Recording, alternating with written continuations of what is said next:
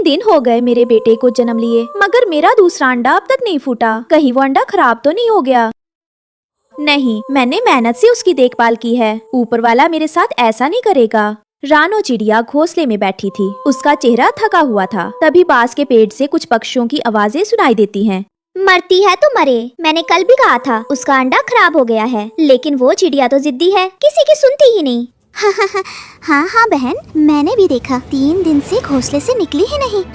एक तो इतनी गर्मी, ऊपर से ये पागल बना। अरे हरियाली, क्या पता उसकी ममता सही हो। माँ का दिल यूं ही थोड़े कुछ महसूस करता है। तो क्या अब मिट्ठू भैया भविष्यवाणी भी करने लगे? अरे बच्चा होता तो अब तक निकल आता। 21 दिन बहुत होते हैं अंडे के लिए। मैंने अपनी आँखों से देखा है, मेरा बेटा 18वें दिन ही निकल आया था और रानो का बच्चा अभी तक फंसा है अंडे में, साफ खराब हो चुका है।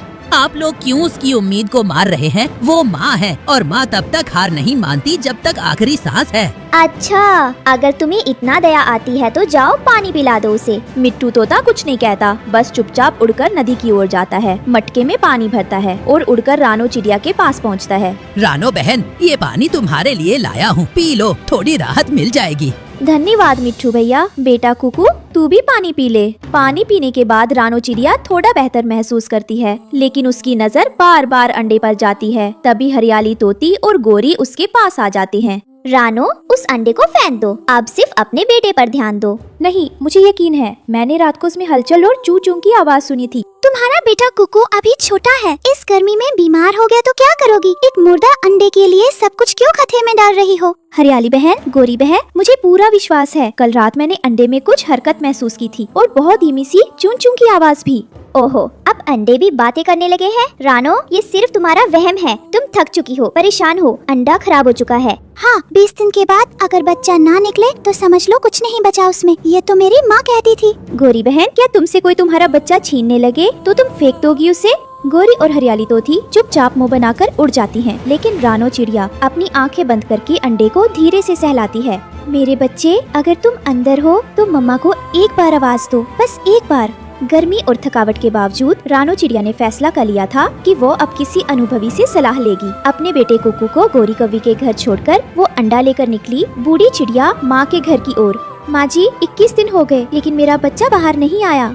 बेटी, इस अंडे में ना कोई हरकत है, ना गर्मी, और ना ही ये भारी है। मुझे डर है अंडे में बच्चा शायद मर गया है या फिर अंडा बनते वक्त ही खराब हो गया। नहीं माँ जी, ऐसा मत कहिए, मैंने उस अंडे को कभी अकेला नहीं छोड़ा। रात को बारिश हुई थी तो मैंने अपने पंख फैलाकर उसे भीगने से बचाया।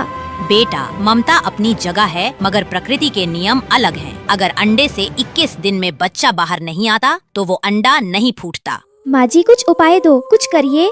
रानो, आखिरी उपाय है उल्लू दादा, वो विदेश से आया है, शायद वो कुछ मदद कर सके। रानो की आंखों में फिर से उम्मीद की चमक आ गई और वो दोनों अंडा लेकर उल्लू दादा के पास पहुँचे। दादाजी, 25 दिन हो गए मगर बच्चा नहीं निकला। मुझे देखने दो। वो शीशे से अंडा देखता है, फिर एक डंडी से अंडा हल्का मारता है, अंडा फूटता है। मम्मा, मम्मा, मेरी बेटी, मेरी गुड़िया। माँ का विश्वास जीत गया। ये खबर सुनकर रानो की पड़ोसन गोरी कौवी जलने लगती है और कहती है, ये रानो ना खुद को कुछ समझती क्या है, बस एक अंडे के लिए पूरा जंगल सिर पे उठा रखा है, और देखो तो सब इसे ममतामयी माँ कहने लगे हैं। तभी तोती गोरी के घर आती है। गोरी, क्या हुआ, क्यों इतना गुस्सा हो रही हो? क्या बताऊं तोती बहन, वो रानो के खराब अंडे में से एक बच्ची निकल आई है। रानो की ममता और उसकी खुशी देखकर गोरी कौवी का मन अब जलन से भर चुका था, और जंगल में चालाकी की बात हो तो कालू कौवा का नाम सबसे पहले आता है। एक दिन गोरी कालू कौवा के पास जाती है। कालू, ओ कालू भैया, बाहर आओ, तुम्हारी बहन आई है। अबे रात को क्या चांदी दिखाने आई है? क्या बात है गोरी तू इस वक्त? चांदनी नहीं, मजेदार खबर लाई हूँ। वो रानो के दूसरे अंडे में से भी एक चिड़िया बाहर आई है। कल जब चिड़िया बाहर जाएगी तो तुम गुड़िया को पहाड़ों पर ले जाना, मैं चील को बुला लाऊंगा और उसे बेच देंगे। और फिर चीलदी से एक बोरी दाने लेकर बच्ची सौंप देंगे और रानो वो फिर अंडे बच्चे के गम में तड़पेगी। सुबह की पहली किरणें जंगल में बिखरी थी। रानो चिड़िया हमेशा की तरह अपने बच्चों को गोरी के पास छोड़कर दाना लेने जाने लगी, पर उसे क्या पता आज की सुबह उसके जीवन की सबसे खतरनाक होगी। गोरी, मैं दाना लेने जा रही हूँ, कृपया मेरी बेटी का ध्यान रखिए और आज उसके लिए कोई फल मत दीजिएगा, पेट भर है उसका।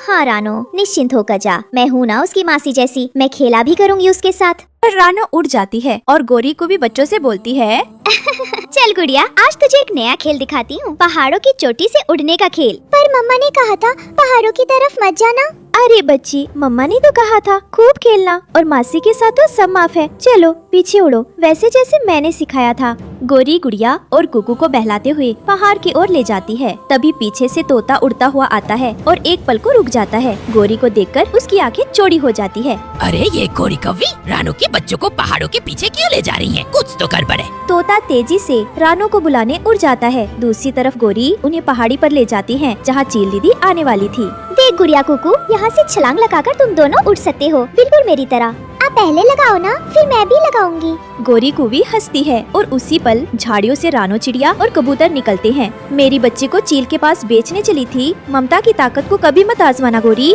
माफ कर दो, मैं गलती कर बैठी, अब कभी ऐसा नहीं करूँगी। तोता और रानो ने मिलकर गोरी को बहुत मारा और गोरी वहाँ से किसी तरह जान बचाकर वहाँ से भाग जाती है।